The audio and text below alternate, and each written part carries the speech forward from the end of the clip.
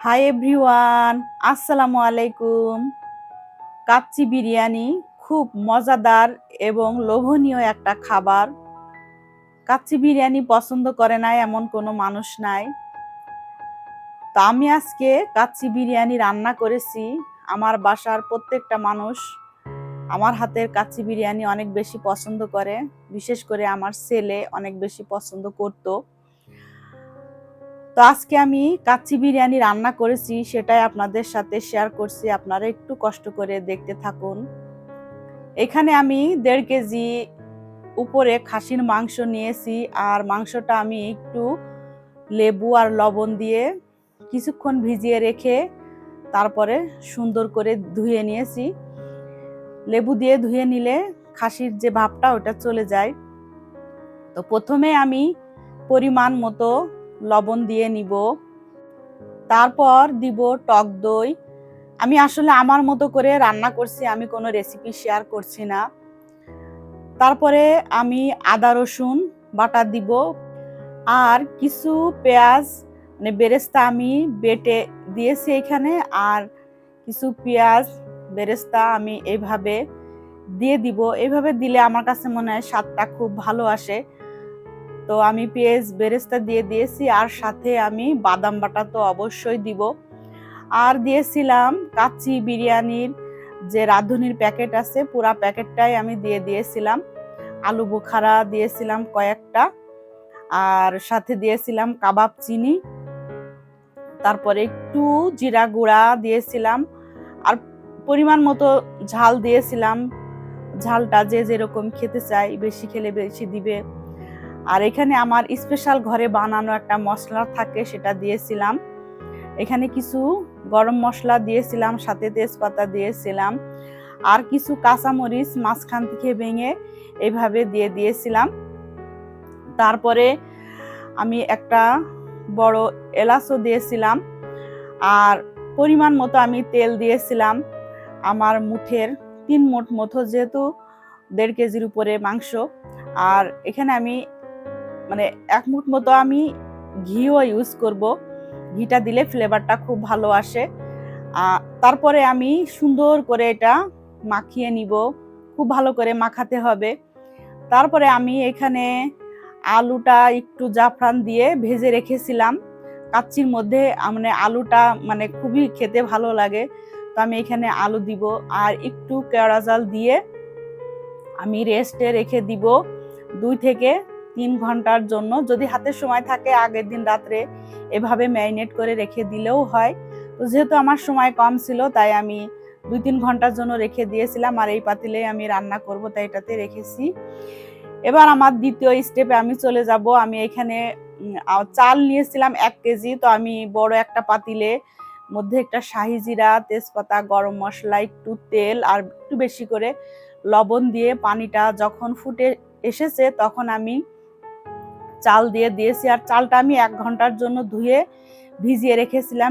আর এই গরম পানি থেকে কিছু পানি উঠিয়ে আমি একটা কাপের মধ্যে কিছু দুধ, আর সাথে 2 টেবিল চামচ চিনি দিয়ে এটা আমি গুলিয়ে সাইডে রেখে দিব।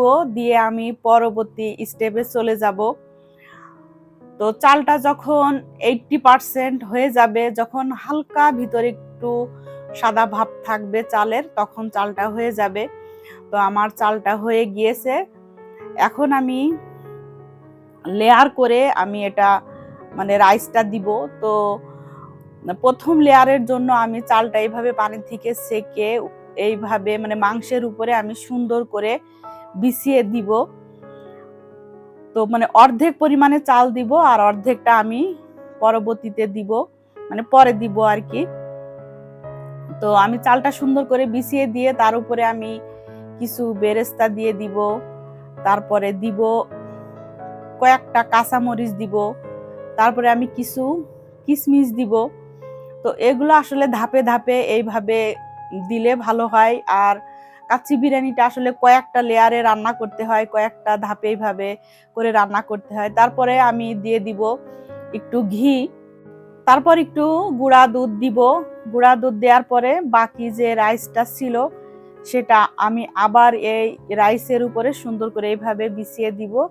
দিয়ে তারপরে সেম ভাবে আমি আবারও কিছু বেরেস্তা দিব, কিশমিশ দিব, কাঁচামরিচ দিব, দিয়ে তারপরে আমি আর একটা লেয়ার করব। তো এখানে আমি আসলে ফুল রেসিপিটাই দিয়েছি আমি কিভাবে কাচ্চি বিরিয়ানিটা করি, যার জন্য ভিডিওটা একটু বড় হয়ে গিয়েছে, আপনারা একটু কষ্ট করে দেখতে থাকবেন।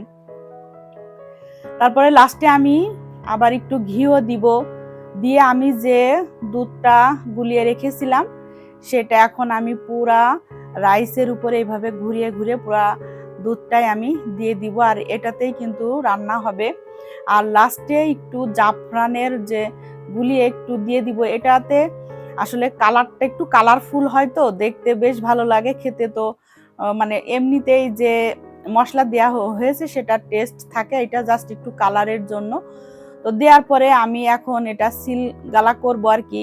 তো আমি একটু আটা গুলিয়ে নিয়েছি, নিয়ে একটু শক্ত শক্ত করে গুলিয়ে এইভাবে পুরা মুখে লাগিয়ে দিয়ে তারপর ঢাকনাটা দিয়ে দিয়েছি। ঢাকনা দিয়ে ঢাকনার উপর দিয়েও আবার একটু করে দিয়ে দিয়েছি, যাতে করে ভিতরের হাওয়াটা বের না হয়ে আসে। তারপরে আমি একটা চুলার উপরে তাওয়া দিব, তাওয়ার উপরে বসিয়ে দিব। প্রথমে হাই হিটে এরকম 8-10 মিনিট আমি রান্না করে নিব। তারপরে চুলা একদম লো ফ্লেমে এইভাবে করে আস্তে করে 1-1.5 ঘন্টা আমি রান্না করে নিব। তো 1 ঘন্টা 30 মিনিট পরেই আমার কাচ্চি বিরিয়ানির ফাইনাল লুক, এটা রান্না হয়ে গিয়েছে কাচ্চি বিরিয়ানি। তো কেমন হয়েছে বা কেমন লাগছে আপনারা একটু ট্রাই করে দেখবেন, আশা করি ভালো লাগবে। আমার কাচ্চি বিরিয়ানি একদম ফাইনালি রান্না কমপ্লিট, এখন পরিবেশনের পালা। তো একবারে আমি পাতিলটা ধরে টেবিলে নিয়ে চলে এসেছি, এখানে আমরা খাওয়া দাওয়া করব। তো যখন এই পাতিলের মুখটা খুলে এইভাবে কাচ্চি বিরিয়ানিটা মানে আমি খুলছিলাম, তখন যে কি ফ্লেভার আসছিল আসলে এটা মানে যারা কাছে ছিল তারা আসলে বলতে পারবে যে এর আসলে ফ্লেভারটা কত সুন্দর। তো আমি সবার জন্যই প্লেটে খুলে নিচ্ছিলাম, নিয়ে আমরা একসাথে বসে কাচ্চি বিরিয়ানিটা খাবো। আর বিশেষ করে আমার ছেলের কথা আমার খুবই মনে পড়ছিল, যখন আমি এই কাচ্চি বিরিয়ানিটা রান্না করেছিলাম বা খাচ্ছিলাম সবসময়ই মনে পড়ে, কিন্তু কাচ্চি বিরিয়ানিটা যখন করি তখন অনেক বেশি মনে পড়ে। তো এই ছিল আজকের ভিডিও আপনাদের জন্য।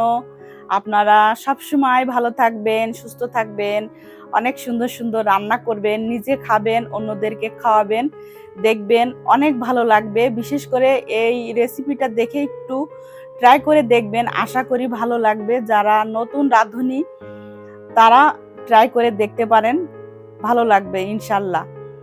আর ভালো লেগে থাকলে লাইক ফলো দিয়ে পাশে থাকবেন, ভিডিওটা আপনার পেজে বা কোনো গ্রুপে শেয়ার দিয়ে রাখবেন, তাহলে যখন রান্না করবেন তখন ভিডিওটা দেখে নিতে পারবেন, দেখে রান্না করতে পারবেন।